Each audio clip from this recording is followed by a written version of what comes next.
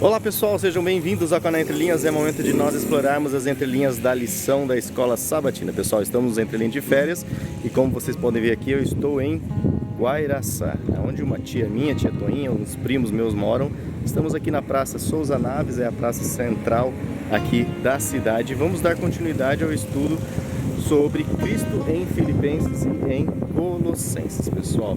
Hoje nós vamos aprender aqui sobre como nós podemos brilhar como estrela na noite, ou seja, mesmo diante aí da escuridão ou na mais treva abundante, é onde você consegue perceber o brilho de uma estrela. Vamos estudar muitos assuntos interessantes aqui com o Ricardo, com o Alexandre e também com o Marcos. Não se esqueça, se você está curtindo aí essa série, deixe seu joinha, se inscreva no canal e também deixe o seu comentário. Mas chega de introdução e vamos para a lição.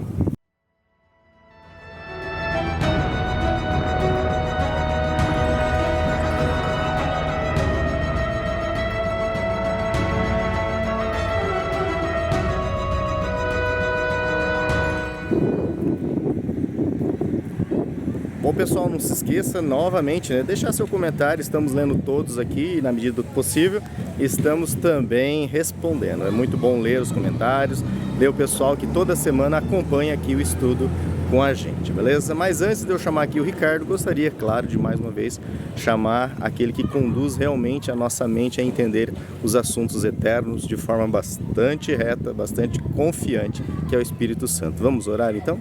Oremos.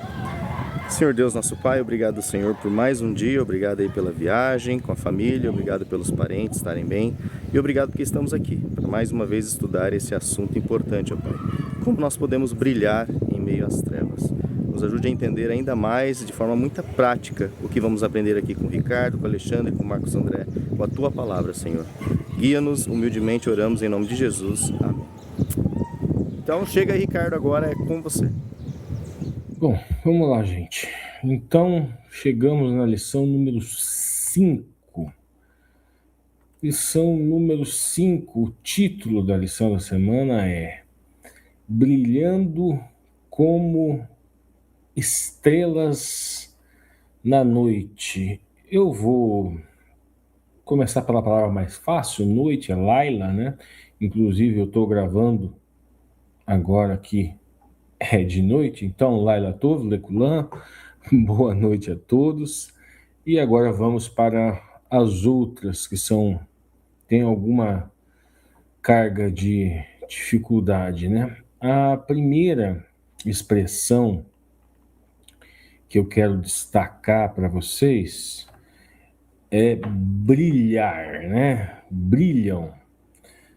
O verbo brilhar, são várias expressões que podem significar o brilho, né? Eu vou desenvolver algumas, as principais, mas a principal, inclusive na atualidade, principalmente dentro do judaísmo, o verbo brilhar é zohar, né? Na terceira pessoa do plural teremos zoharim, que seria um brilho, né? Um masculino plural, ou zoharot, brilho, que seria, no caso, feminino, né? As estrelas brilham. Estrela, gente, a expressão é kohav. Essa expressão, ou estrelas, no caso, kohavim, né? No caso, seria o plural, né? Estrela kohav no singular, né? Mas, o que eu quero, e por que eu disse, o que eu quero destacar? A questão do Zohar. Por causa deste livro aqui, gente. Esse livro aqui, ó. Zohar, o livro do esplendor. Passagens selecionadas, Rabino Ariel Bession, 1980-1932. Em razão deste rabino, em razão desse livro, também não só desse livro, mas da mística judaica, né? Essa palavra Zohar, ela está ali inserida justamente na mística judaica, atrelado também com com Kabbalah e outras variáveis, né, do místico do judaísmo, que os protestantes, propriamente, eles não comungam e não vão atrás desse tipo de discurso, digamos, né? Mas algumas coisas com relação o sentido léxico, vamos dizer assim, básico do Zohar é interessante. E por que eu mostrei o livro do Resplendor? Porque Zohar, além de brilho, ele pode significar resplendor, pode significar luminosidade ou uma claridade intensa. Ela está ligado à ideia do irradiar, sabe? Nós temos, agora voltando para a Bíblia, vamos dar uma olhada lá em Daniel 12. Daniel 12, 3. Eu vou compartilhar a tela com vocês. De Daniel 12, 3. Compartilhar tela. Daniel 12. Aqui está. Deixa eu compartilhar com vocês. Adicionar. Pronto. Tá lá, gente. Daniel 12, que ali no versículo 3, deixa eu ver se está bem visível para vocês. Tá ali, está bem visível para vocês. Daniel 12, 3, beleza. Ali no Daniel 12, 3, diz o seguinte, nós vamos acompanhar ali, tá bem no meio ali. Os entendidos, pois, resplandecerão com o resplendor do firmamento, e os que há muito ensinam a justiça refugirão como as estrelas sempre e eternamente. Para quem não assistiu os vídeos anteriores, eu vou explicando, gente. Você se norteiem, quando eu for ler no português, você se norteie pelo número ali. O 12:3 ali é onde começa na língua portuguesa. E no hebraico, o 12:3 também é onde começa na língua hebraica. Então vocês se situem ali pelo número do capítulo e pelo número do versículo, propriamente, né? Daí lá em hebraico está Vehamar Seklim, né, que seriam a questão ali, a expressão hebraica ali para os... ela vem de uma raiz, aqui tem vários elementos prefixais e sufixais, né, mas a raiz é sahal, que é ser inteligente, agir com inteligência, agir com prudência. Aí depois,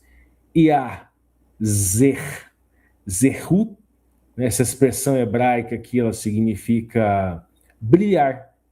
É aqui, conectado, porque no hebraico, gente, as palavras, elas conectam. Então, aqui nesse primeiro resplandecerão, esse zehiru, ela vem daquela raiz zohar, e depois repete, agora com outro prefixo, né? Kezohar, também, Kezohar também é o brilhar, né? Então, os entendidos, pois, resplandecerão. Como resplendor, a mesma expressão. E aí, depois do firmamento, raquia,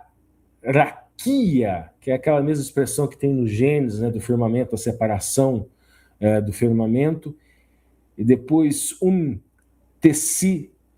tessidikei, essa expressão hebraica aqui também conectada ali tem um vav ali, tem os elementos prefixais e sufixais, mas a raiz dela está ali no meinho ali, é tzadik, é o justo, o íntegro, o devoto, o piedoso, o temente a Deus, né? Mas aqui foi traduzido por os que muito ensinam justiça. Então, esses elementos prefixais e sufixais, eles foram divididos em várias palavras na língua portuguesa.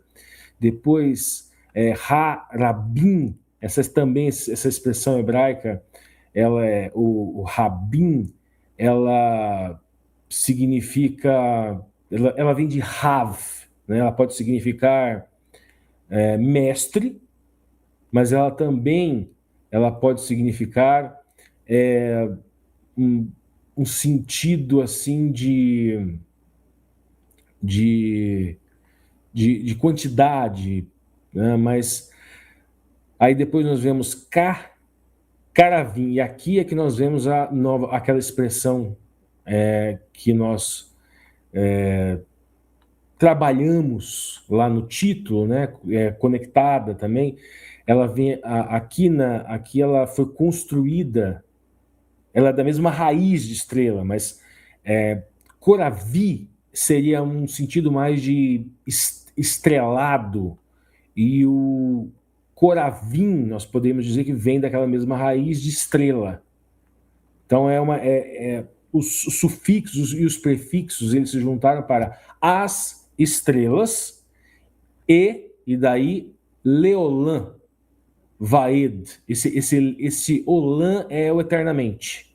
E esse Vaed é a expressão hebraica que para sempre. Bom, agora nós vamos voltar para a ponta da linha, né? E vamos dar uma olhada no verso áureo, mas eu acredito que tem mais uns pontos aqui que eu separei para vocês ainda para falar dessa questão de brilho. Algumas outras palavras que estão conectadas. Eu salvei aqui onde que eu salvei aqui no Word? Deixa eu encontrar umas outras palavras aqui. Encontrei. Bom, lá no Bereshit, né, lá no Gênesis, Gênesis 1, inclusive, nós identificamos a palavra luz, quando Vaiomer Elohim, e disse Deus, e Rior, vai Rior, haja luz, e houve luz. Esse Or é luz, é uma luz em si. O Zohar seria o esplendor ou o brilho, ou seja, seria a irradiação dessa luz. Ou seja, seria o efeito visível dessa luz. Uma outra expressão também hebraica que eu separei aqui para vocês é nogar, que seria fulgor, que seria um brilho cintilante. E a última seria barak, que seria um relâmpago, que seria uma ruptura, vamos dizer assim. Agora vamos voltar, agora vamos para a ponta da linha. A lição já tinha compartilhado com vocês. O verso para memorizar, ou o verso principal, o verso áureo, o verso central, o mais importante, vamos dizer assim, que o autor seleciona, abstrai para a gente, está lá em Filipenses 2,14. E diz o seguinte: façam tudo sem murmuração, nem discussões, para que se tornem irrepreensíveis e puros, filhos de Deus, inculpáveis no meio de uma geração perversa e depravada, na qual vocês brilham como estrela do mundo. Aqui eu quero trazer para vocês, gente, a gente já falou disso, eu estou gravando antes, então essa lição 5, né, para mim faz umas 3 semanas atrás, mas para vocês que estão assistindo, já vai fazer alguns meses, né? Que eu falei sobre o conceito de totalidade, gente. É muito complicado a gente pegar frases um pouquinho aqui, um pouquinho ali, se nós perdemos de vista a noção da totalidade. Eu vou adiantar para vocês, para que vocês não cometam esse erro, porque é algo que o autor da lição ele vai resgatar só lá no domingo, lá no meio do meio para o fim da lição do domingo. Mas é bom que vocês trabalhem essa questão da totalidade desde o começo, principalmente aqui no verso. Porque o verso, todo enunciado, ele reflete reflete a intencionalidade do autor, reflete um contexto, reflete um sentido enquanto a significado. Agora, quando nós vamos falar de significação, que é o enunciado concreto, em contextos concretos, em cronotopos, em tempo e espaço distinto, ele pode refratar muitas coisas. E no nosso tempo e espaço, nosso cronotopo, existe uma batalha dentro da esfera teológica da doutrina da justificação pela fé e da doutrina da justificação pelas obras. E o discurso no nosso meio eclesiástico, né, no nosso meio do advento, é um discurso que busca equilibrar, mas sempre que o discurso, gente, vocês usem esses dois conceitos, preponderância e residualidade. Sempre que o discurso ele preponderar obras, é um discurso que tende à justificação pelas obras. É inegável isso, mesmo que não seja a intencionalidade de quem está falando. E geralmente a mudança, a transição do que prepondera para aquilo que é resíduo, aquilo que é residual, ele vem depois de um mas. A pessoa faz todo um discursozinho introdutório, mas e depois dele, 90 minutos falando de obras. Ou 90 minutos falando de graça. E há necessidade de um equilíbrio, e esse equilíbrio só é encontrado com totalidade. Então aqui, a palavra mais complicada é a palavra inculpáveis.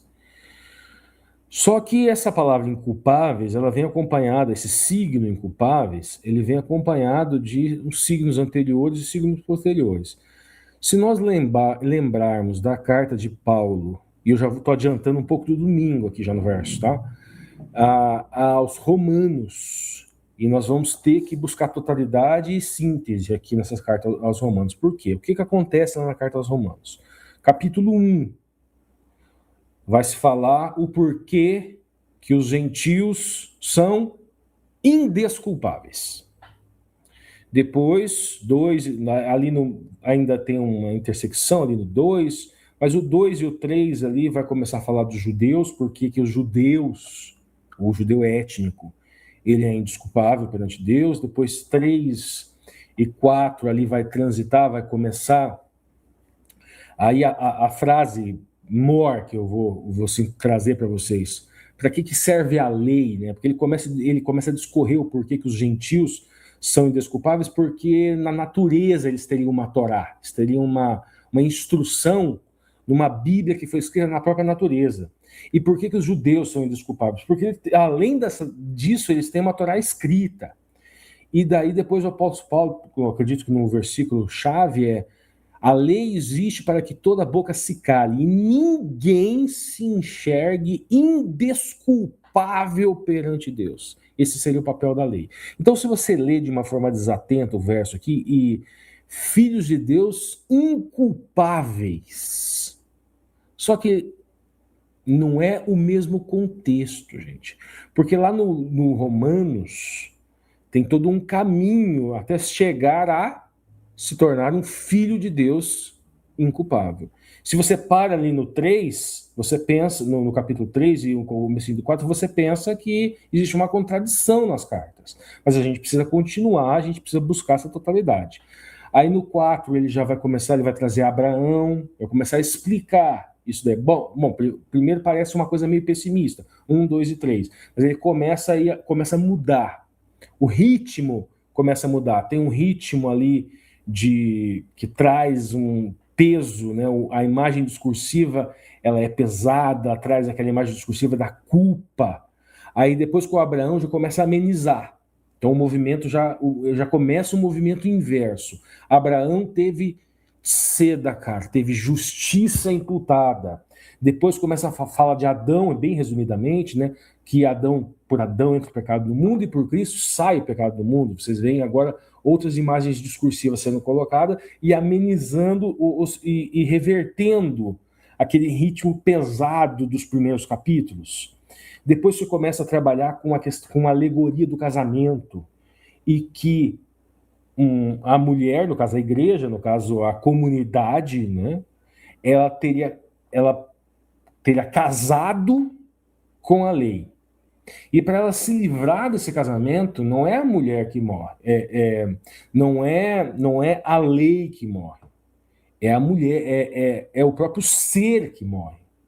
E aí se casa novamente, obviamente agora com a graça de um novo esposo, que é Jesus, Yeshua, Jesus Hamashia. Só que esse esposo, ele é diferente do primeiro.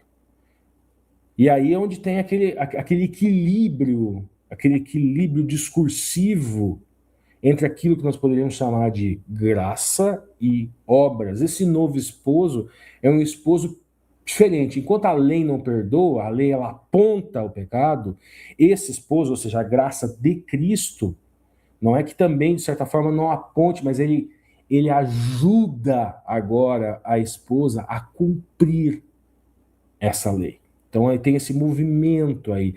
Depois o apóstolo Paulo vai trabalhar com jogos de linguagem de uma lei que ela entra na mente da pessoa, né, nesse processo. Depois ela é escrita, a Torá que ela é escrita, ela é arriscada num coração que antes era um coração incircunciso. Ele utiliza esse jogo de linguagem da Brit Milá, da circuncisão. Então, o escrever da lei do coração, naquele coração, um coração purificado. Então, entra pela mente, é escrita, essa imagem discursiva é quando você começa a materializar aquilo que estava na mente, porque existe um conflito, segundo o apóstolo Paulo, um conflito daquela Torá, daquela instrução, daquela lei que está na minha mente, e daquela lei que está no meu corpo. Então nós teríamos três tipos, o indivíduo teria três tipos de lei. Uma lei, uma Torá na mente, uma Torá no corpo, que é contraditória, ela é antagônica àquela Torá da mente, e a solução para isso é escrever essa Torá no coração.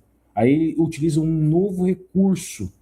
Isso na carta aos Romanos. Depois ele vai falar sobre o judeu étnico, e tem um papel do judeu étnico. Depois ele vai falar daquilo que nós devemos chamar de um judeu, de um Israel espiritual. Ou seja, que o Israel verdadeiro é aquele Israel que manteve a fé, que manteve a emuná no Messias.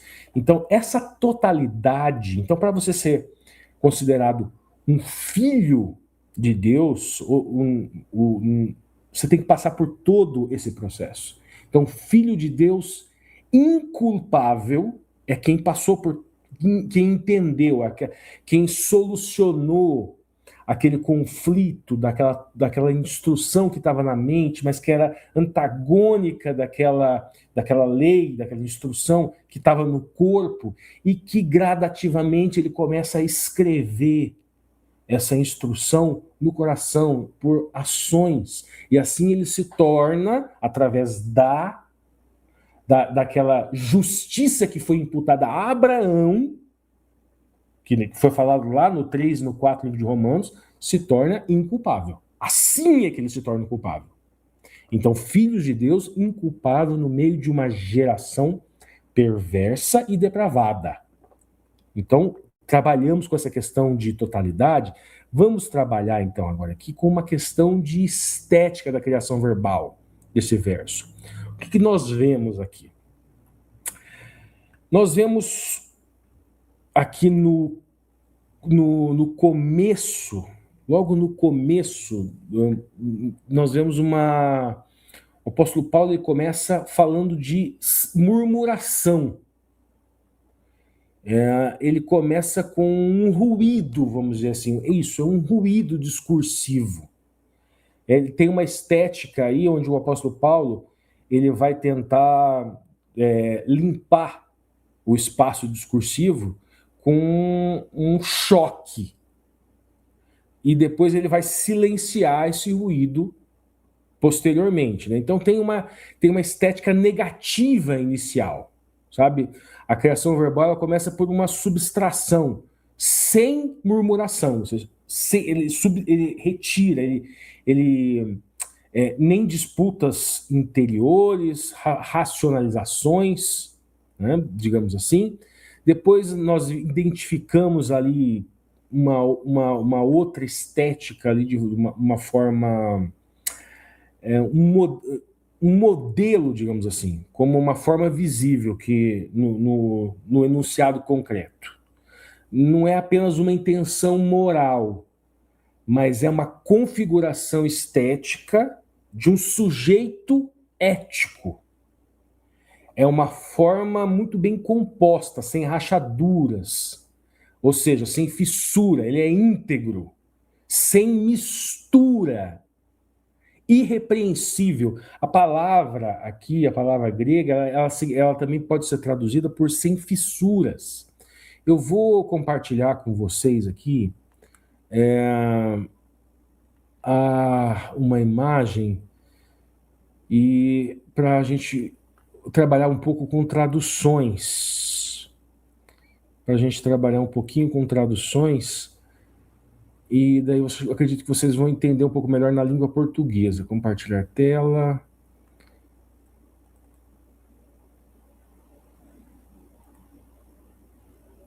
Isso, compartilhar tela. Filipenses. Isso, compartilhar. Vamos lá. Então tá, gente. Adicionar ao palco. Tá aqui. Chegamos. Filipenses 2, 14 e 15. Vocês estão vendo ali junto comigo? Bíblia literal no texto tradicional. Todas as coisas farei sem murmuração, sem contendas verbais, a fim de que sejais, e aqui a literal foi sem motivo de repreensão e sem mistura. Aquilo que eu falei para vocês, é por isso que eu estava falando em mistura, porque eu costumo ver eu prefiro a literal, sem mistura de mal algum, filhos de Deus sem repreensão, no meio de uma geração. Agora eu vou comparar com, por exemplo, linguagem de hoje. Façam tudo sem queixas, para que vocês não tenham nenhuma falha ou mancha. Sejam filhos de Deus, vírgula, vivendo sem nenhuma culpa no meio de pessoas más. Vocês percebem a diferença?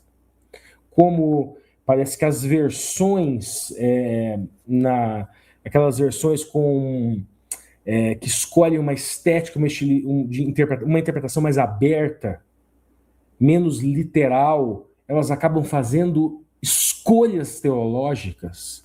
Bom, vamos voltar então aqui para a ponta da linha, que a gente já passou 20 minutos e a gente ainda está apenas no verso. Mas o verso, gente, o próprio nome diz, antigamente se chamava de verso áureo, né? É o central da lição, ele é a base para todos os outros dias da semana. Vamos agora seguir na ponta da linha aqui, gente. Na ponta da linha, o autor da lição vai dizer o seguinte: Deus instrui os hebreus a obedecer, agradecendo. E diz o seguinte: pois assim os outros povos verão a sabedoria e o entendimento de vocês, quando eles ouvirem todos esses estatutos e dirão, de fato, esta grande nação é um povo sábio e inteligente. Se a gente parar aqui, a pessoa vai coordenar a lição, realmente eles são sábios e inteligentes, realmente eles têm méritos, só que existem vários outros textos no Devarim, aqui no Devarim, aqui no Deuteronômio, a gente precisa dessa coisa de totalidade. Eu vou compartilhar agora com vocês ali o Deuteronômio 4, para a gente dar uma analisada também. Compartilhar tela. Agora, Deuteronômio aqui. Vamos lá, Deuteronômio 4.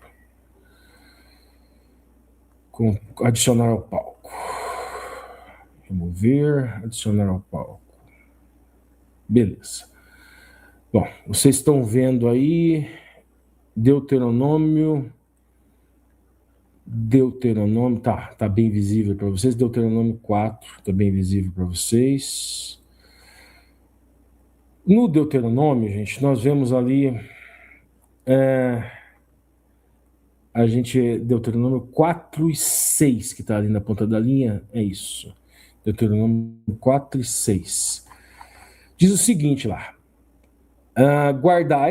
guardai-os, pois, fazei-os, porque esta será a vossa sabedoria e vosso entendimento perante os olhos do povo, que ouvirão todos esses estatutos e dirão: és grande povo, só é gente sábia e entendida. Ocorre o seguinte, gente, aqui no livro de Deuteronômio, no sentido de totalidade, nós também temos as bem-aventuranças do Velho Testamento. Tanto lá em Levíticos, no Vaikra, quanto aqui no Devarim, Deuteronômio,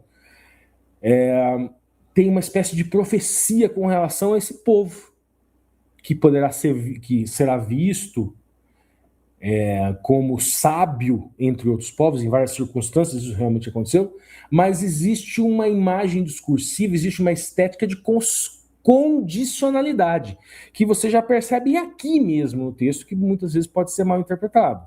Nós vemos lá: guardai-os, pois, fazei-os, porque essa será vossa sabedoria. Aqui no hebraico, nós vemos aqui a expressão chamar, aqui conectou tudo, né? O shemaretem, é o guardar, né? Aí vai a shiten, ki, riv, e aqui sabedoria. A palavra sabedoria é hakmatken, ela conectou ali com o sufixo, mas aqui sabedoria, a raiz, na verdade, aqui a raiz, ela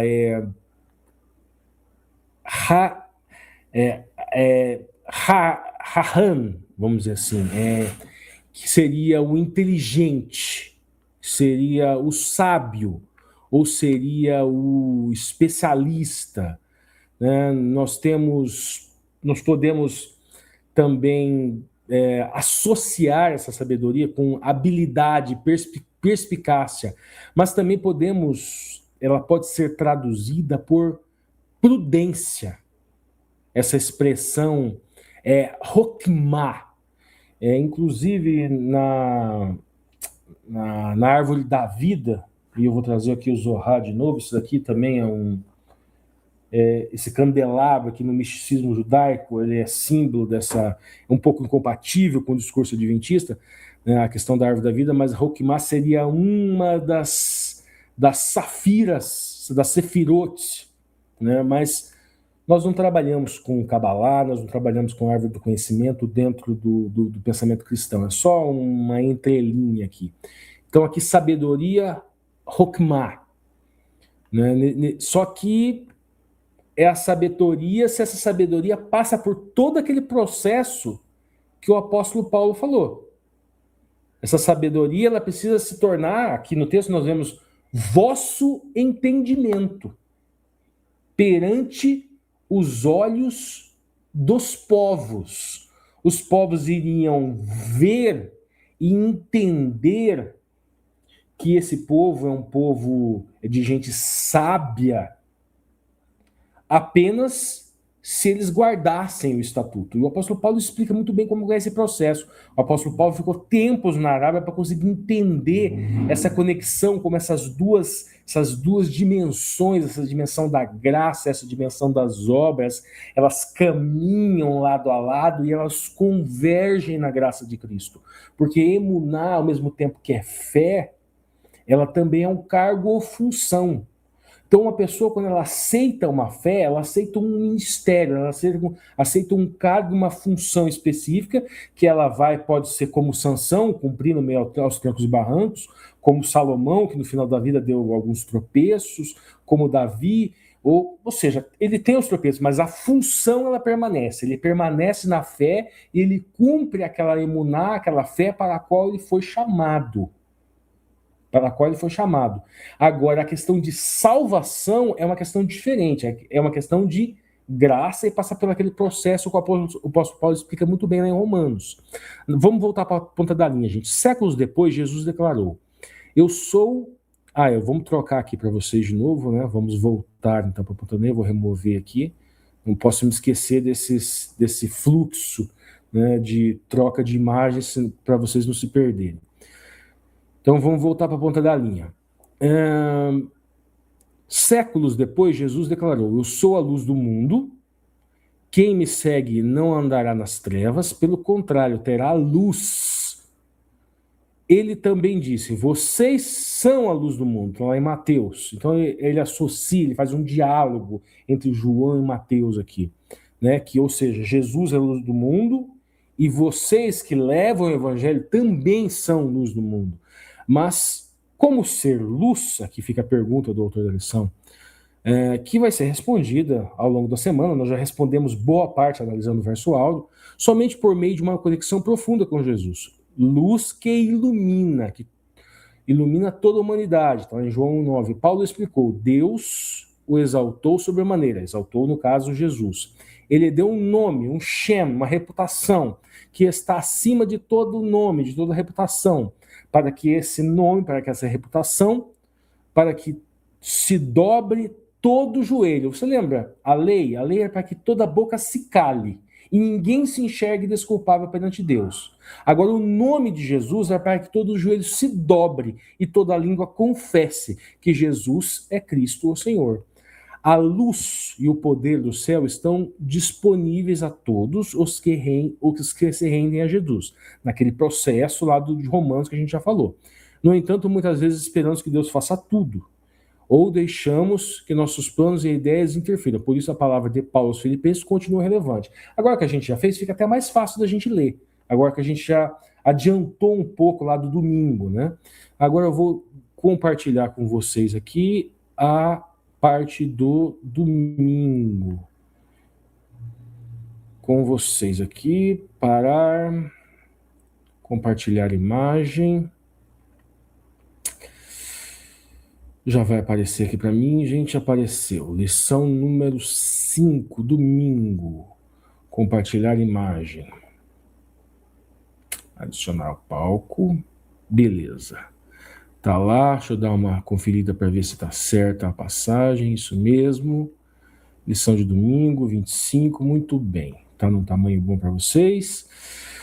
Bom, gente, nós vamos aqui para a ponta da linha rapidamente, desenvolvendo o que Deus efetua por nós. Após apresentar Jesus como exemplo perfeito e humildade e obediência à vontade de Deus, Paulo direcionou sua atenção aos filipenses. Ele reconheceu a obediência que tinham ao Senhor desde que haviam aceitado a mensagem do Evangelho. Lá, aí ele vai trazer referência a Atos 16:13, assim por diante. E os incentivou a continuar firmes nessa obediência. Nós falamos isso nas semanas anteriores. Depois de destacar a cruz como caminho para a salvação e a vida em Cristo como exemplo, Paulo apresentou de maneira prática como viver esses princípios. Aí o autor da lição nos pede para ler Filipenses 2, 12 e 13. O que Paulo quis dizer com essa frase? Desenvolvam a salvação. Bom, gente, nós temos agora ali Filipenses 12, 13, isso, exatamente, aqui na ponta da linha. Bom, Filipenses 12, 13 tem eu vou ler para vocês, primeiramente, eu vou compartilhar a tela. Não, eu vou ler para vocês, que senão vai demorar muito para compartilhar essa tela. Nós vemos ali em Filipenses 12, 13, tem uma estética, vamos dizer assim, uma estética de... Ele começa utilizando o verbo trabalhai. O verbo, na verdade, ele significa fazer, né? Produzir, dar forma por um esforço contínuo. Tem uma estética aqui onde a salvação ela não é um estado fixo, mas a salvação ela é um processo em elaboração, como se fosse uma obra em andamento. Aqui no texto, a imagem discursiva da salvação, através desse verbo aqui, já traduzindo, né, trabalhai, ele também vai, depois ele vai com temor e tremor. né? Ele cria uma atmosfera estética de um terror paralisante, mas, né, apesar dessa imagem estética, a criação verbal gera um ambiente onde o sujeito age sabendo que está em um espaço carregado desse sentido, assim, mas tem um peso ontológico, um peso assim da própria essência do agir, né? No verso 13, ele cria assim uma mudança de foco.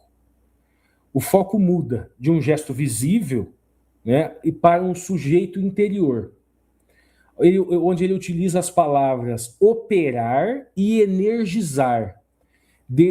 Nesse caso aqui, Deus não substitui a ação humana.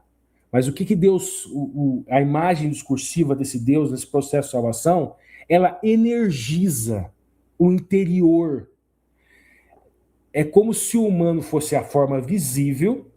Então, aqui vai trabalhar com duas estruturas de imagem andando paralela. O humano como uma imagem visível e o divino como uma força invisível, que anima, que dá ânimo.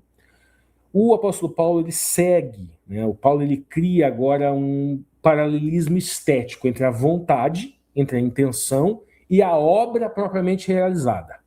Nós vemos ali, ambos estão trabalhando, mas existe uma sincronia, uma fusão, uma simbiose, podemos dizer assim, sem anulação. O apóstolo Paulo também trabalha com uma outra expressão, outro enunciado. O signo ali é o prazer bom, desígnio benevolente. Nesse sentido, aqui o agir, ele não visa propriamente um controle, mas uma harmonia com o querer bom. Vocês percebem a conexão ali com Romanos? Essa harmonia entre o querer do bem, a criação verbal aqui aponta para uma teologia estética, do querer aquilo que é bom, o tov. Então, só sintetizando para vocês aqui, o elemento trabalhar a salvação, ele tem uma função estética de apontar uma imagem discursiva da salvação como um processo em formação. O temor e o tremor cria uma atmosfera de densidade, tem também essa função estética, para depois ele mudar assim a cadência para um Deus operando, energizando como uma força invisível o homem. Daí ele utiliza o querer e o agir como uma forma de movimento. E para dar essa harmonia final. Então nós temos aqui uma criação verbal de um sujeito responsável, no caso ativo, o homem é um responsável, ativo, com uma certa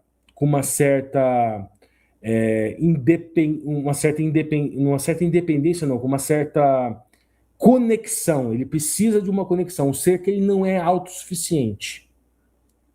Ele precisa dessa simbiose.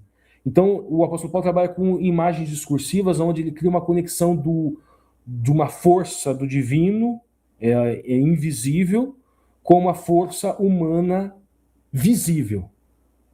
Nesse sentido, assim.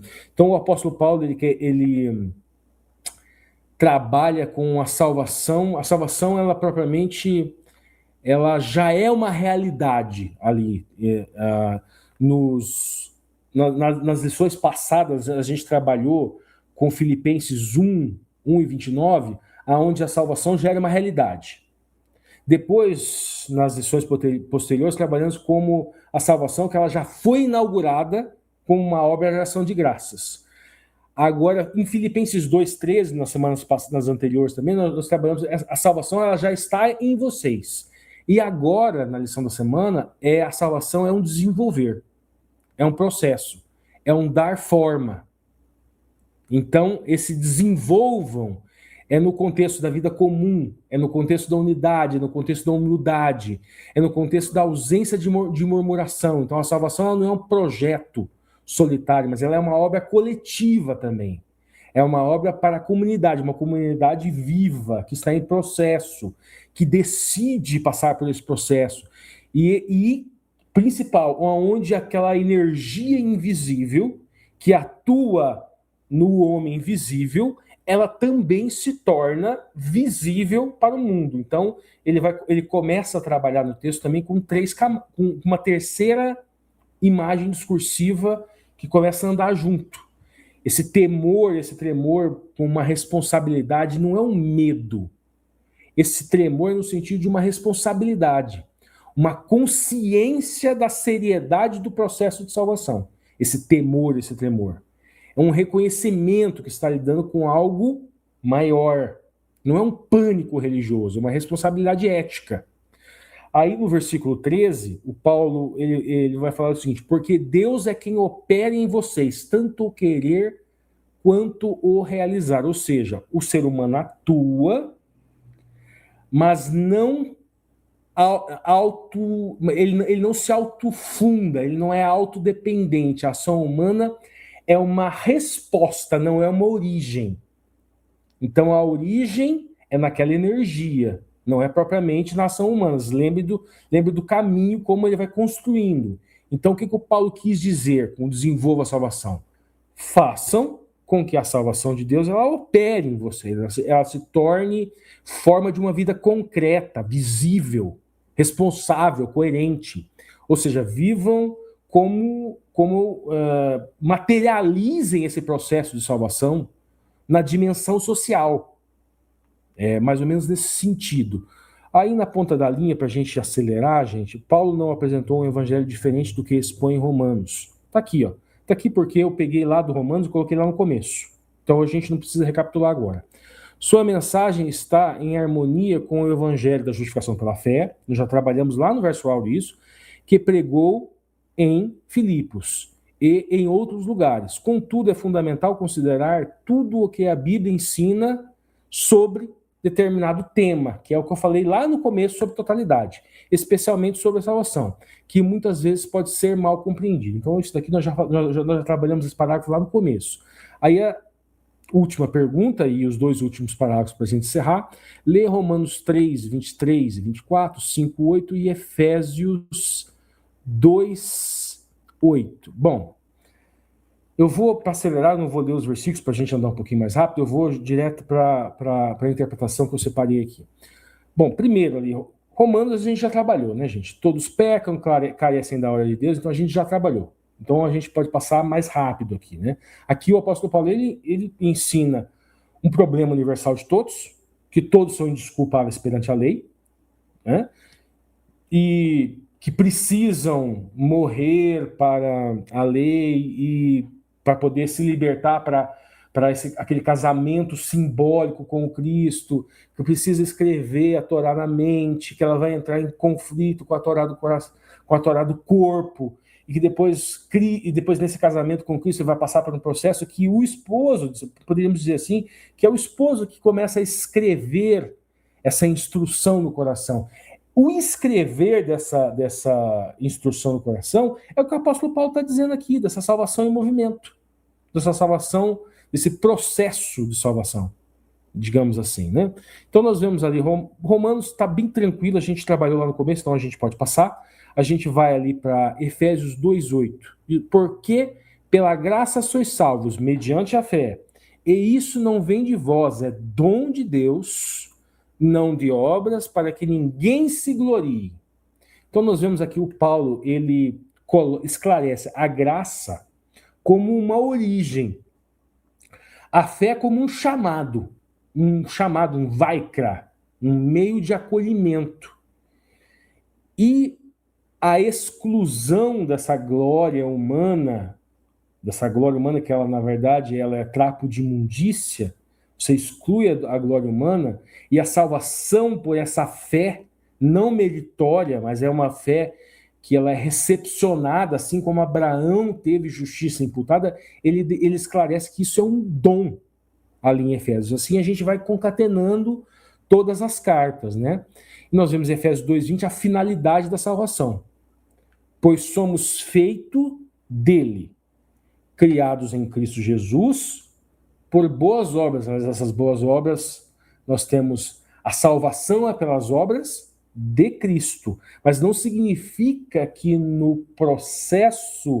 nesse processo de salvação que o apóstolo Paulo está falando, que é um processo vivido, continuado, no dia a dia, que essas obras não sejam praticadas, mas não para a salvação, porque a salvação veio antes. Você pratica essas boas obras porque Cristo te salvou. Então a salvação vem antes. Aqui o apóstolo Paulo, ele evita o equívoco. Obras não causam salvação, mas são o destino da salvação. A salvação, no caso aqui, ela produz uma nova forma de vida. Então você muda a sua vida porque você foi salvo. E o jogo de linguagem que ele usa em Filipenses, que nós podemos chamar no jogo de linguagem de hoje, no nosso autor, por santificação, é salvação. Ele utiliza esse termo, ele não faz essa distinção que nós fazemos entre justificação, aqui em Filipenses pelo menos, né? Em justificação, santificação e glorificação. Né?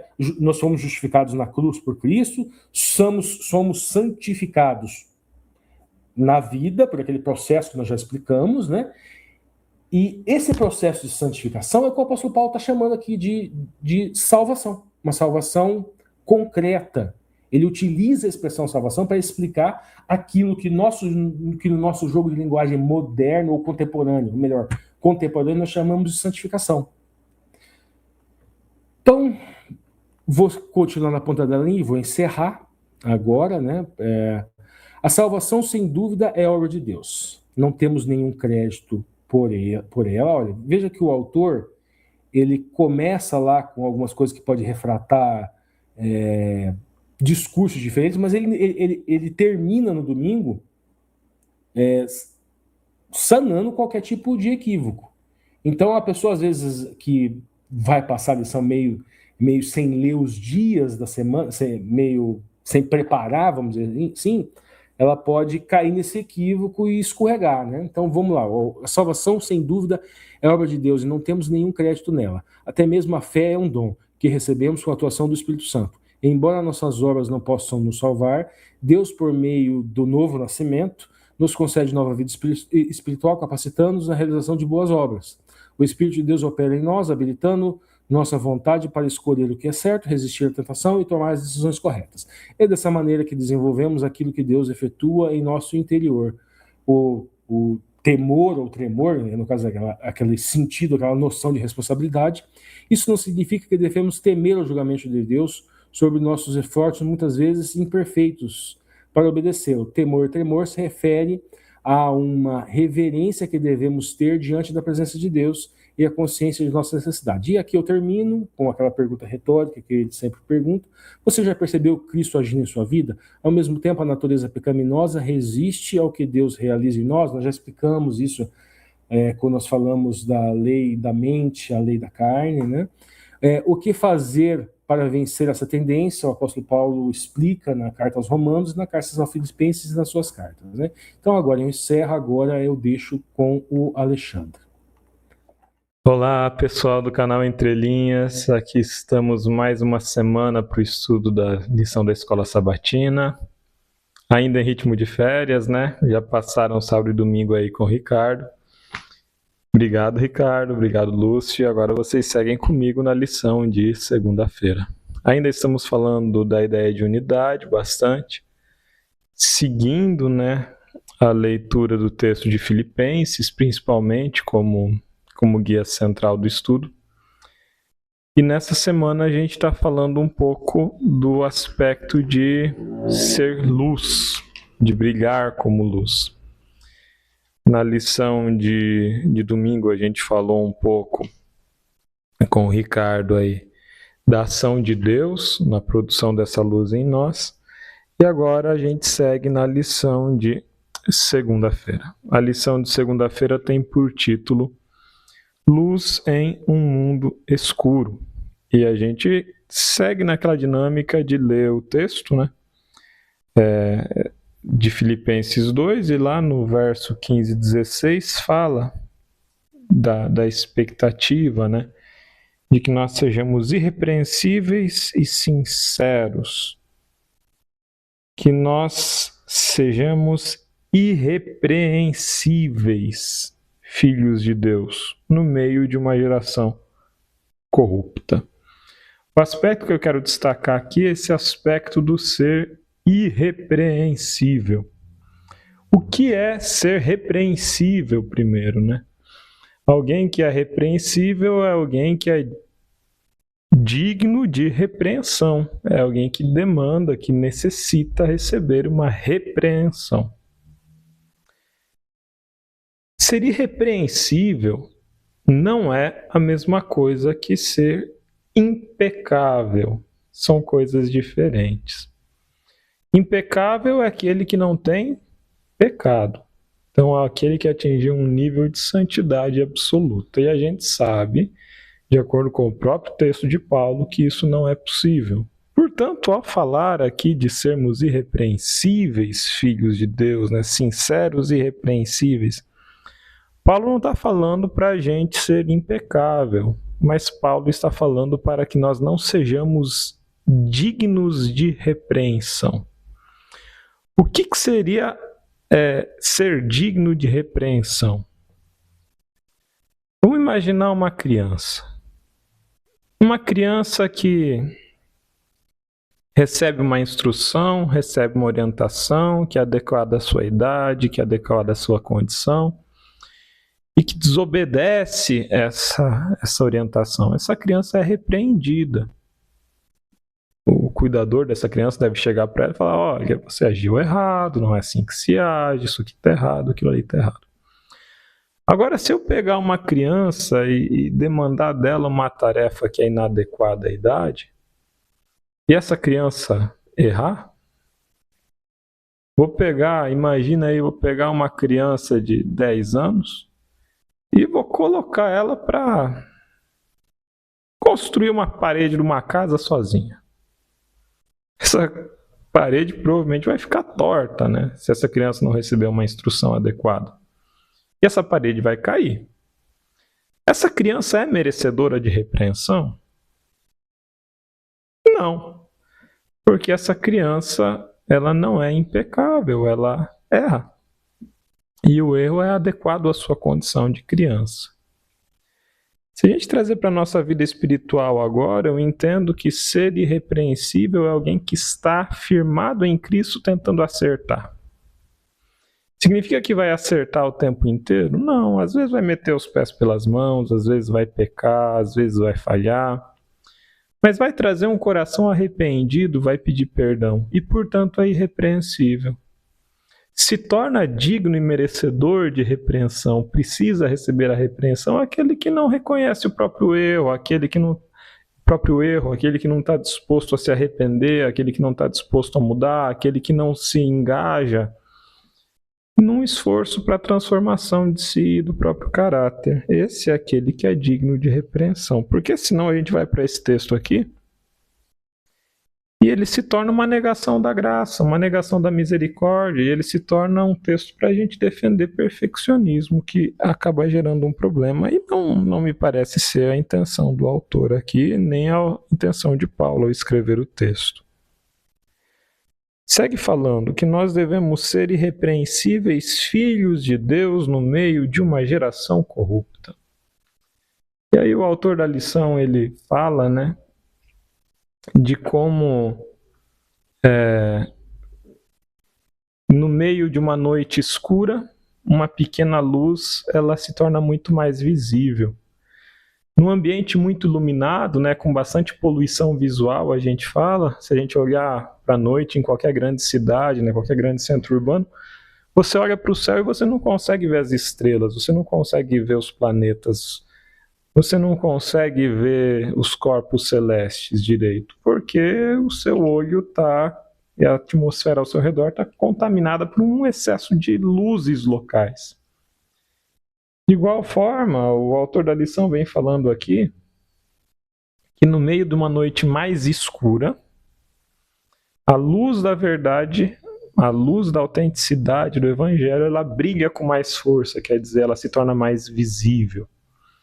Mas também ele fala, né, de luzes artificiais, de às vezes a gente está tão misturado com o brilho desse mundo, tão embasbacado, né, empamonhado, olhando para as coisas desse mundo, e ele fala dos meios de comunicação, da mídia, né, que a gente não consegue ver a luz do Evangelho.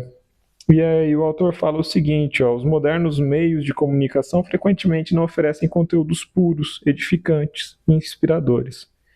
Em tempos como esses, a prática de Davi continua sendo uma excelente guia. Não porei coisa má diante dos meus olhos. Então, ser luz em um mundo escuro envolve a gente brilhar no meio das trevas, mas envolve também a gente não ser um vagalume atraído pelas lâmpadas que vai queimar as asas e morrer. É uma mariposa, né? Atraída pelas lâmpadas desse mundo. Então é se afastar de tudo aquilo que é mal, de tudo aquilo que é vil, de tudo aquilo que é perverso, de tudo aquilo que nos afasta de Deus, das luzes desse mundo que produzem em nós más obras. Num primeiro momento, a primeira coisa que vem à nossa mente aqui é a mídia da TV, né? Da internet, filmes que têm, às vezes, uma conotação sexual inadequada, violência.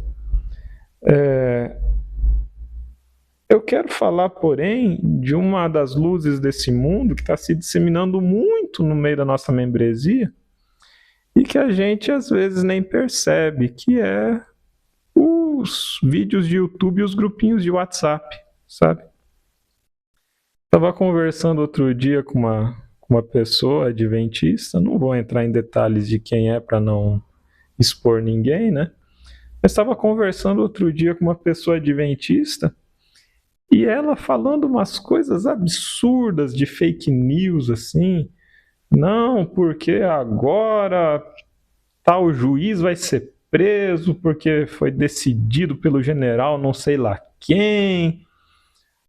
Essa mesma pessoa espalhou fake news sobre vacina, espalhou fake news sobre cloroquina para curar Covid lá atrás, espalhou fake news sobre uma cidade que teria sido encontrada no meio da Amazônia que não era verdade também. Espalha fake news de que tempestade é por causa de... as tempestades que aconteceram aqui no Paraná, né, foi por causa de experimentos dos Estados Unidos na atmosfera. E, gente, isso a gente está contaminado por luzes desse mundo também, sabe? Às vezes você não acessa conteúdo pornográfico no seu celular, que bom. Às vezes você não acessa conteúdo de violência nos filmes que você assiste, que bom. Às vezes você nem assiste novela porque não quer que a corrupção do mundo entre na sua casa, que bom. Às vezes você nem assiste futebol porque acha que é errado, tudo bem. Mas, irmão, irmã, de que adianta você não fazer nada disso e ficar apodrecendo o seu cérebro vendo fake news em grupinho de WhatsApp, sabe? Desinstala o WhatsApp do seu celular, saia desses grupos e vai orar. Você faz muito melhor. Vai ler a Bíblia, vai ler o Espírito de Profecia, sabe? Para de divulgar fake news.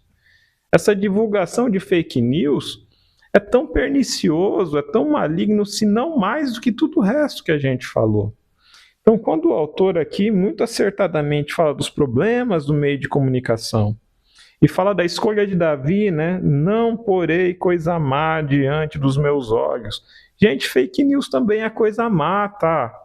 Ficar divulgando mentira pela internet também é coisa má. Então, vamos tomar cuidado, vamos ser mais prudentes, vamos ser mais ponderados nas escolhas dos materiais que a gente acessa. E material ruim não é só material que envolve sensualidade, de repente.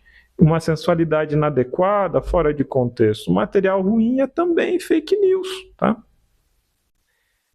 A ideia aqui é que nós sejamos pessoas que brilham como estrelas no mundo. Só que, em que contexto que é dito isso, né? Lá no começo da lição de segunda fala, façam tudo sem murmurações, sem discussão. Beleza, é para eu fazer sem murmuração e sem discussão? O quê? Né? Que vai me levar a brilhar. E aí, se a gente volta um pouquinho no texto, a gente vai ver que é ser como Cristo, exercitar o amor e viver em comunidade, viver em comunhão com os nossos irmãos. Se você está preocupado em espalhar fake news e brigar com o seu irmão por causa da posição política dele, você não está vivendo em comunidade, sabe? Você não está vivendo em amor e você não está sendo como Cristo. Então, fecha o WhatsApp e vai orar. Fecha o WhatsApp e vai ler a Bíblia, vai ler a meditação, vai fazer uma caminhada, vai ver o pôr do sol, porque assim a luz de Cristo vai ter espaço para brilhar na tua vida, porque você não vai ser uma luzinha de neon que está refletindo as luzes falsas dessa terra, as luzes falsas desse mundo. A gente segue agora para a lição de terça-feira, dia 27, o título dela é Sacrifício Vivo. E a pergunta de entrada ali é: o que Paulo ensinou sobre o sacrifício do cristão? E aí vão ter vários textos, vamos dar uma passadinha por eles, né? Primeiro texto, Filipenses 2,17, fala assim: ainda que eu seja oferecido como sacrifício a serviço da vossa fé, eu folgo nisso, eu me alegro nisso. Então Paulo está falando que se alegra. Mesmo que ele seja oferecido como sacrifício, quer dizer, mesmo que a vida dele se derrame como óleo aromático, como óleo perfumado que foi derramado aos pés de Jesus, se a vida dele e a morte dele ter contribuído para a salvação das outras pessoas, para que as outras pessoas acreditassem e conhecessem Jesus, nisso ele se alegra, nisso ele folga. O texto de 2 Timóteo depois fala assim: sou oferecido como aspersão de sacrifício. Depois o texto de Romanos fala: apresenteis o vosso corpo em sacrifício vivo, que é o vosso culto racional. E por fim o texto de 1 Coríntios é um texto que convida a ser imitador de Paulo, como Paulo era imitador de Cristo. Agora eu quero destacar aqui a ideia de sacrifício vivo. O que Paulo quer dizer aqui com sacrifício vivo, que está até no título da lição? Paulo está falando de duas coisas. Quando ele fala lá atrás que ele está se oferecendo como aspersão de sacrifício, né, como oblação, ele está falando que ele está disposto a entregar a vida dele para que o evangelho continue sendo pregado. Isso é uma coisa. A outra coisa é quando Paulo fala de sermos sacrifícios vivos. Ser sacrifício vivo envolve a gente entregar a nossa vida e não a nossa morte a Deus. É mudar a nossa conduta, é viver em harmonia com os irmãos, é espalhar o amor, é viver de uma vida mais elevada, é ter uma conduta moral mais elevada, é ter uma conduta ética adequada à profissão da nossa fé. Isso é se entregar como sacrifício vivo. É também ser um instrumento para a pregação do Evangelho. Então, o convite de Paulo ali, quando fala que vos apresenteis como sacrifício vivo, é que a gente honre a Deus não apenas com a morte, mas que a gente honre a Deus com o tipo de vida que a gente leva. E aí Paulo nos convida a, em sacrifício vivo, oferecer o nosso culto racional. Culto racional quer dizer que a nossa fé não deve ser baseada em delírios, em tremelique, em emoção, em falas que não fazem sentido. A nossa fé deve ser testemunhada para o mundo por meio de um culto a Deus que se dá por meio de um culto racional. Palavras que fazem sentido, que são claras, que são entendidas e que são pacíficas, gente. Eu lembro quando o texto de Elias, né, ele procurando se encontrar com Deus e passa fogo, e passa tempestade, e passa vento, e relâmpago, e trovão, e nada disso ele encontra Deus. E depois ele encontra Deus, o profeta Elias vai encontrar Deus num cicio, quer dizer, num sussurro suave, na mansidão, devagar, ouvindo. Esse é o nosso culto racional. E aí o autor da lição vai apontar sobre como os irmãos de Filipos, mas os irmãos de toda a Galácia também, que era a Ásia Menor, né, eles ofereciam esse sacrifício vivo por meio da pregação do Evangelho.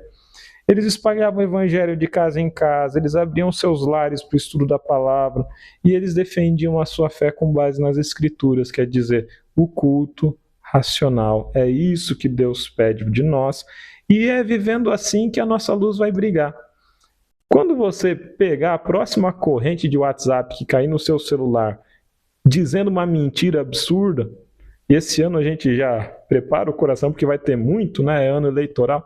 Próxima vez, antes de você espalhar mentira, antes de você espalhar fake news, por mais que ela vá assim, abraçando as suas opiniões, por mais que você concorde com aquela fake news, se pergunta, primeiro, será que isso é verdade?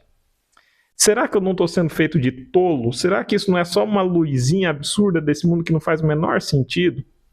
E segundo, será que é edificante eu passar isso para frente? Será que eu vou estar colaborando para a edificação do corpo de Cristo? Será que eu vou estar colaborando com a pregação do Evangelho? Será que a luz de Cristo vai estar brilhando na minha vida se eu passar essa corrente de fake news para frente? Passo a bola para o Marcos André, lição de quarta-feira. Deixo meu abraço para todos vocês e até mais.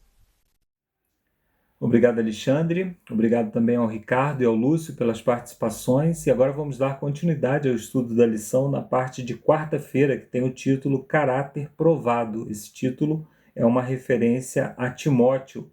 Eu vou trabalhar hoje 2 personagens que aparecem aí na carta aos Filipenses. O autor nos lembra aqui que Timóteo aparece como um remetente associado na epístola, mostrando que ele estava junto com o apóstolo Paulo quando ela foi escrita. E nessa carta, o apóstolo Paulo, então, enfatiza algumas características e o próprio valor de Timóteo, dizendo que ele era seu colaborador, que ela era evangelista, e ele então está preparando, ao que eu entendi, né, no texto aqui, ele está preparando os filipenses para receber agora Timóteo como um novo pastor. É parecido com quando um pastor muito carismático, né, trabalha numa igreja e depois ele precisa ir embora, ele precisa então preparar a igreja para o outro pastor que vai chegar, e destaca então as qualidades desse novo pastor. E diz aqui que o apóstolo Paulo trabalhou muito com ele, né, na Macedônia, com Timóteo, no caso, né, na Macedônia, em diversas ocasiões em Corinto, também em Tessalônica, em Éfeso, e os textos de referência estão todos aqui. E aí Paulo descreve Timóteo como alguém que tinha esse mesmo sentimento, o mesmo espírito, né, que ele tinha, ou seja, demonstrando que eles estavam alinhados em pensamentos, que a obra a ser feita entre os filipenses continuaria sendo feita por Timóteo com a mesma qualidade, ou pelo menos com o mesmo empenho que foi feito com o apóstolo Paulo, né? Então, Timóteo compartilhava muitas semelhanças com Paulo, incluindo seu compromisso com Cristo, sua dedicação incansável em disseminar o Evangelho, seu cuidado especial pelos filipenses. Então, Timóteo, ele era um discípulo de Paulo, ele andava junto com o apóstolo Paulo, e isso explica até porque Paulo se refere a Timóteo como filho, né? E aí o autor pergunta aqui, segundo o texto, né, Filipenses capítulo 2, verso 19 a 23, por que Paulo falou de maneira tão positiva e com tanta ênfase sobre Timóteo nesse texto. E o que mais o apóstolo dizia a respeito dele. E tem outras referências aqui. Então, Paulo pretendia enviar Timóteo, como eu já falei, né, aos filipenses, e por isso exaltou o seu caráter e comprometimento com o Evangelho. Então, ele falava a respeito de Timóteo com muita ênfase naquilo que ele pretendia transmitir ali aos filipenses.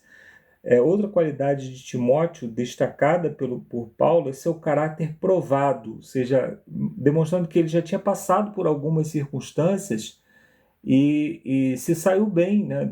O caráter, a prova, né? É quando alguém passa por alguma circunstância em que ela tem a decisão de permanecer fiel ou não, permanecer na obra ou não, e ela faz a escolha, ainda que isso leve a perdas pessoais, leve a um custo pessoal grande. Parece que Timóteo já havia passado por isso, né? Alguém que passou aí por tribulações. Paulo tinha certeza disso a respeito de Timóteo, pois havia testemunhado essa qualidade em muitas ocasiões enquanto trabalhavam juntos na disseminação do Evangelho. Os desafios da vida testam a nossa essência e revelam quem nós somos. Aí tem um texto aqui do Espírito de Profecia, eu não vou ler ele todo, recomendo que você leia, mas diz que a vida disciplinante, ou seja, a vida que, ou melhor, a vida é disciplinante, né? À medida que nós vivemos, nós vamos sendo disciplinados aí pela vida. Ela tem o caráter, né, de nos provar o temperamento, ou seja, provar as nossas emoções, provar como nós reagimos a determinadas circunstâncias. Se nós suportamos injúrias com espírito de mansidão, se reagimos a insultos com respostas brandas e atos opressivos com bondade, isso é prova de que o Espírito de Cristo habita em nossos corações. Então, quando o tema da lição dessa semana seria como nós nos destacamos ou como nós nos diferenciamos do mundo, das pessoas comuns do mundo. Então, em um mundo tão polarizado, onde as pessoas estão sempre dispostas a brigar pelas suas opiniões, brigar pelos seus candidatos preferidos, brigar pelo seu time preferido, pelas suas preferências pessoais de grupo, as pessoas que sabem ouvir, sabem responder com mansidão, sabem mediar esses conflitos, eles se destacam, eles são pessoas diferentes, são pessoas que não estão polarizadas, não estão inflamadas nas suas emoções. E as nossas emoções, elas devem estar sob controle do Evangelho também.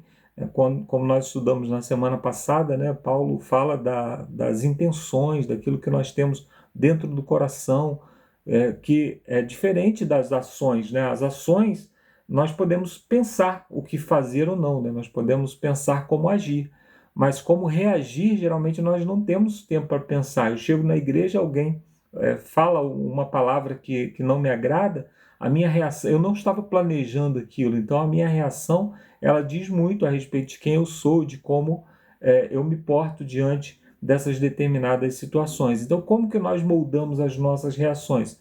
Moldando o nosso espírito, moldando a maneira como nós vemos a vida.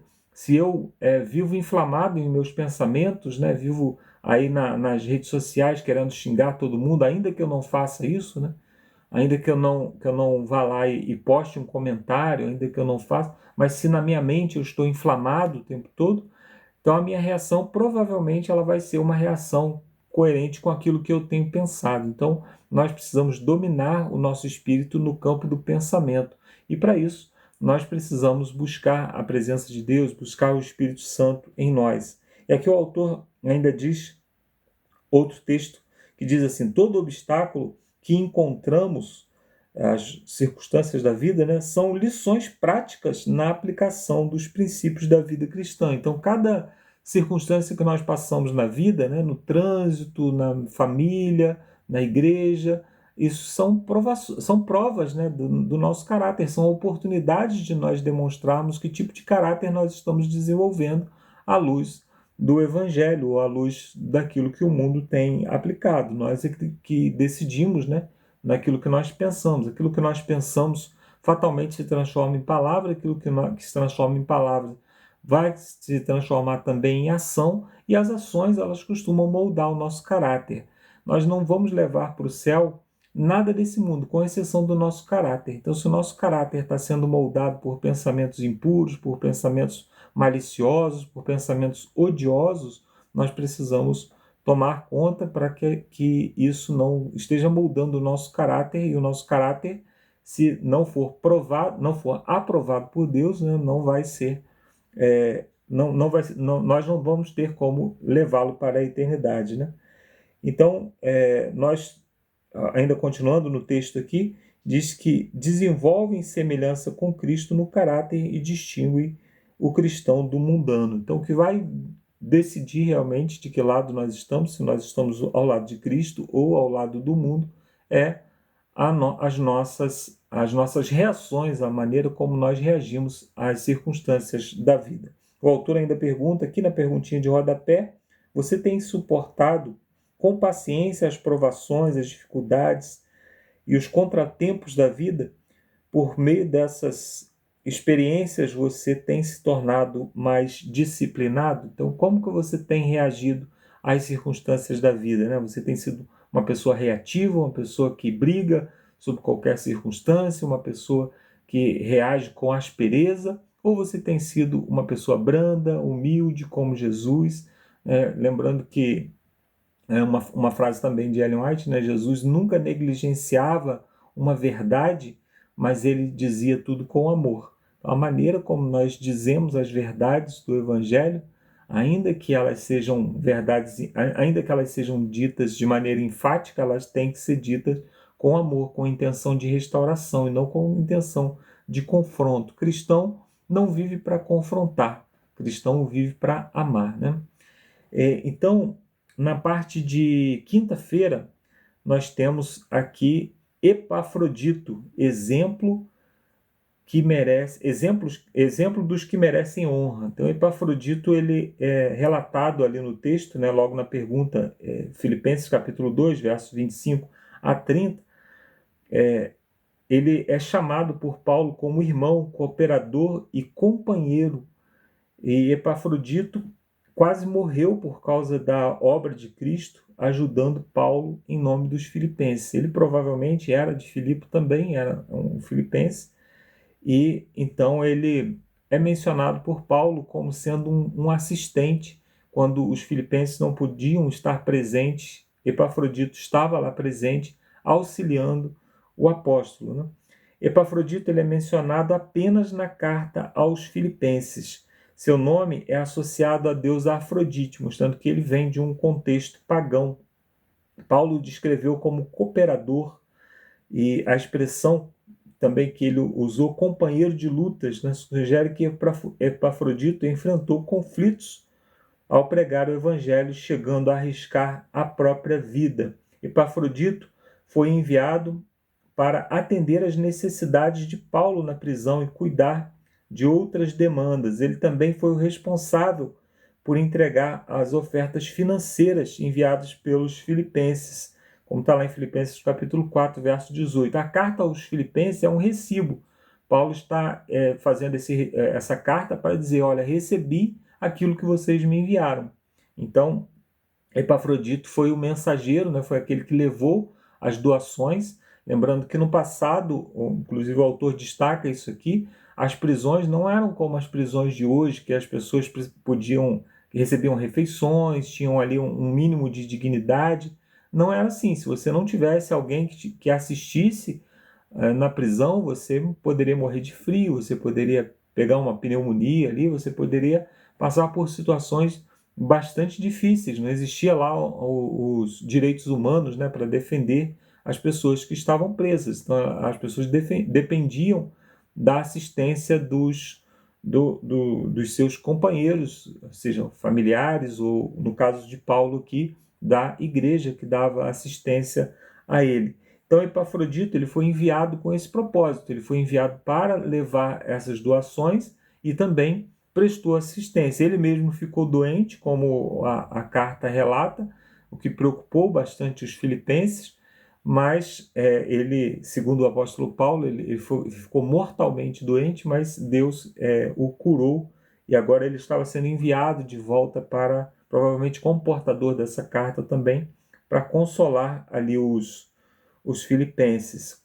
Então, o autor até cita aqui algumas passagens, né, que o apóstolo Paulo pede que fosse levada ali a sua capa, coisas para o assistir na prisão, indicando que ele poderia estar passando por frio ou coisas desse tipo na cela, né?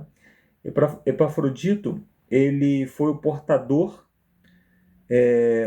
foi o encarregado, né, de levar a epístola. Ellen White diz isso, né? Eu não me lembrava de ter visto aqui, mas ele foi o encarregado de levar essa carta. Paulo considerou necessário enviá-lo de volta antes do esperado, pedindo que os filipenses o recebessem no Senhor com toda a alegria. Então, Paulo desejava tranquilizá-los sobre a sua situação, ou seja, mandar alguém, além da carta, né, mandar alguém que realmente tivesse esse compromisso de cumprir a obra, né? Os nossos companheiros de missão, eles são pessoas que estendem os nossos braços além daquilo que nós podemos estender naturalmente, né?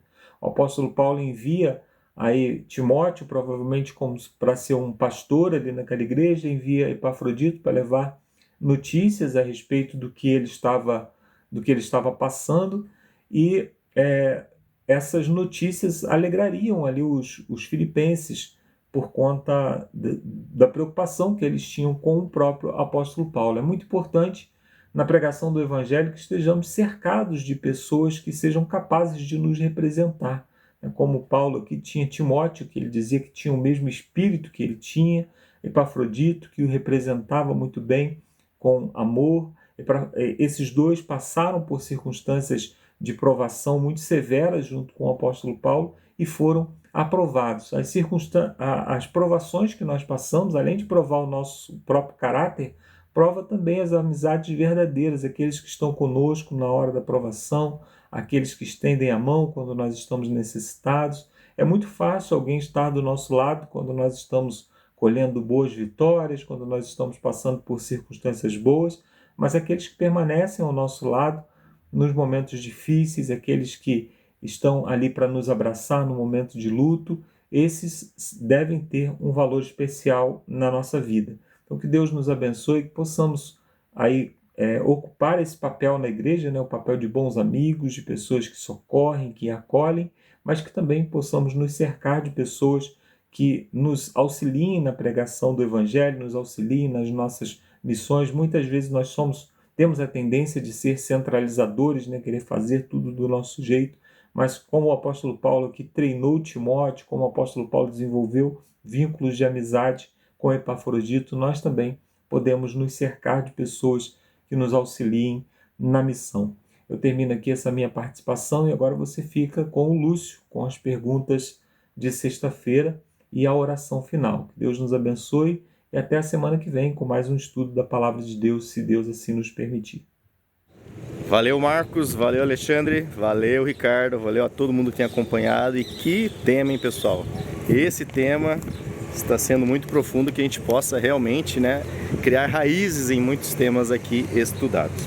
Bom, vamos então às perguntas para discussão no estudo de sexta-feira, onde nós vamos refletir na primeira pergunta seguinte: pense naqueles que cederam às exigências do mundo e se sujeitaram a costumes mundanos. Quais atitudes ou comportamentos isso inclui? Essa advertência pode se aplicar tanto a indivíduos quanto à igreja como um todo? Com certeza, né? Ceder à exigência do mundo e também aos costumes é muito fácil, de forma institucional do CNPJ ou de forma individual aí no seu CPF, né? Teria várias maneiras aqui que nós podemos ver como a gente cede às exigências e como a gente se molda aos costumes. Às vezes, né, infelizmente, nós estamos, não vou dizer que nós não conheçamos o caminho reto, mas para evitarmos talvez um conflito, talvez também para usufruirmos de algum benefício, quem sabe a gente acaba não seguindo o Assim Diz o Senhor, o Ados, né? Para quem conhece esse velho livro, o Ados, Assim Diz o Senhor. Então é importante que nós reflitamos nas nossas atitudes, nossos pensamentos, nós estamos realmente cedendo às exigências, né? Ou estamos nos moldando a alguns costumes mundanos. Como igreja, infelizmente, a gente, né, tem essa tendência de moldar o evangelho ao meu gosto, ao que eu acho certo, o que eu acho que pode, né, converter o coração das pessoas, mas a gente sabe que quem converte o coração não é o ser humano, né, e sim o Espírito Santo de Deus. Então, realmente é difícil você tentar bolar seus métodos mirabolantes, né, para tentar alcançar o coração de alguém. Quem sabe das lutas, de como aquele coração pode ser alcançado e também o quão aberto está aquele coração, é só Deus. Por isso, o primeiro passo para qualquer atitude nossa é uma oração, uma vida de oração constante. E com certeza, né, estando alinhado com o Espírito Santo, com certeza as nossas atitudes serão menos alinhadas às exigências e aos costumes mundanos. Então fica a dica, né, pessoal? Vamos buscar mais o Senhor em oração. Talvez alguns cristãos esquecem, né, dessa ferramenta de oração, ou talvez se achem tão íntimos de Deus que não precisa se prostrar, se ajoelhar, buscar realmente o conselho dele. Talvez alguns achem que os seus pensamentos normais aí já sejam a expressão do pensamento de Deus. Então, assim, quer ter certeza disso? Dobre no seu joelho, ore mais e busque a direção de Deus, que Ele vai reafirmar isso, talvez, que está no seu pensamento, ou ainda Ele poderá negar isso. Ok, pessoal? Bom, falando de afirmar e negar, na segunda pergunta aqui fala sobre 1 Samuel 2,30, de que maneira nós podemos honrar a Deus, porque em Samuel Deus fala, né, que vai honrar aqueles que o honram, né? E em Apocalipse, no 14:7, né, nas 3 mensagens angélicas também, Deus fala, né, temei a Deus, dá-lhe glória, honrai a Deus, né, aquele que fez o céu, a terra e o mar. Então, assim, como que podemos honrar? Aqui eu quero trazer uma questão bastante empírica. Como você se sente honrado? Né? Sem querer aí trazer para o lado humanista, né? Mas como você se sente honrado? Por exemplo, você avisa a um parente, um amigo seu que vai à casa dele, que você já não vê há algum tempo, e aí chega lá, a pessoa está lá despreparada, de surpresa. Como você se sente? E se você chegar nessa casa e você vê que a pessoa preparou lá uma refeição, né, um lanche por você, preparou, né, a casa para te receber, e aí, em qual das situações você se sente mais honrado? Naquela que estava te esperando ou naquela que simplesmente tratou a sua presença como algo comum, algo, né, que para ele não tem tanta importância, sabe? Então acho que a gente pode trazer esse conceito, né? Infelizmente o Ricardo não está aqui para explicar a etimologia da palavra honra, né? Principalmente trazê-la em hebraico, aí seria bastante interessante, né? 1 Samuel 2,30, mas trazendo aqui para o sentido mais básico do que é honrar, né? É quando você realmente demonstra que aquilo é importante para você, sabe? Alguns acham que honrar a Deus é fazer alguns sacrifícios, ou é só colocar uma roupa, ou é só cantar algum hino. Na verdade, não. Se você tiver com as intenções certas, né? Se você tiver realmente com a intenção de honrar, com certeza será Deus honrado. Se não, infelizmente, você está fazendo tudo isso, né? Toda essa forma correta, né, até de certa forma, mas com a intenção errada. Então, tome cuidado, né? Vamos buscar honrar ao nosso Deus nos nossos lares, né, com os nossos filhos, com os nossos familiares, honrar a Deus com o nosso trabalho, ou seja, dar a Deus um lugar de honra, um lugar importante, um lugar de destaque, um lugar onde realmente o que Ele fala, o que Ele indica é importante na direção da sua vida, beleza, pessoal? E a última pergunta, 3, diz assim: como entender o conceito de desenvolver a própria salvação sem cair no legalismo? Isso é interessante porque cai até nessa questão de você ter a capacidade de desenvolver a sua própria salvação. Então parece que os méritos de Cristo não são suficientes para a sua salvação, né? Calma lá, pessoal, que pensa assim ou que tem essa leitura tão fria do texto, né? Desenvolver a sua salvação, novamente, pela etimologia da salvação, se a salvação é Cristo, está dizendo desenvolver a sua relação com Cristo. Está dizendo se aproximar da salvação que é Cristo. Então, ou seja, o quão perto de Cristo você está. Pense bem, como você está estreitando esse relacionamento com Cristo, né? Nós estudamos na pergunta anterior sobre a questão de honra, né? De honrar a Deus. Você tem honrado as coisas de Deus? Eu me pergunto, sabe, preparando essa lição, eu tenho que fazer essas perguntas para mim, sabe? O quanto eu tenho honrado, né, com todo esse significado de honra. o quanto eu tenho desenvolvido a minha salvação. Lembrando que a salvação é Cristo, ou seja, o quanto eu tenho desenvolvido a Cristo. Se você pensa que desenvolver a sua salvação é desenvolver seu relacionamento com Cristo, você com certeza não vai cair no legalismo, porque o irmão, a pessoa que lê que ele é capaz de desenvolver a salvação e não faz essa ligação de salvação com Cristo, ele acha que ele pode se revestir, né, de boas obras, de coisas totalmente externas, né, achando que isso vai contribuir para a salvação dele. E salvação é Cristo, irmãos. Vamos então desenvolver a nossa salvação, vamos desenvolver a nossa ligação com Cristo, seja no falar, seja onde nós estivermos, que nós possamos levar a Cristo. E, né, lembrando do hino do Padre Zezinho, né, amar como Jesus amou, pensar como Jesus pensou, viver como Jesus viveu, sorrir como Jesus sorriu. Eu gosto muito desse hino. Você vai estar desenvolvendo a sua salvação, beleza? Valeu então, pessoal, pela companhia, né? Muito gostoso aqui as Entre Linhas de Férias, mas de Jesus a gente não tira férias, a gente sempre está na presença dele, honrando, né, e buscando desenvolver a nossa salvação, que é desenvolver a nossa ligação, a nossa vida com Cristo. E nos vemos na 6ª lição já, indo para metade dessa série aqui de Entre Linhas de Férias, confiança somente em Cristo. Aí as perguntas já nos prepararam para a próxima lição, que nós possamos confiar somente em Cristo. Antes de nos despedirmos então aqui de Guairaçá, né, gostaria de mais uma vez dirigir uma palavra de oração pela grata lição, pelo grato tema. Oremos? Santo Deus, nosso Pai, obrigado, Senhor.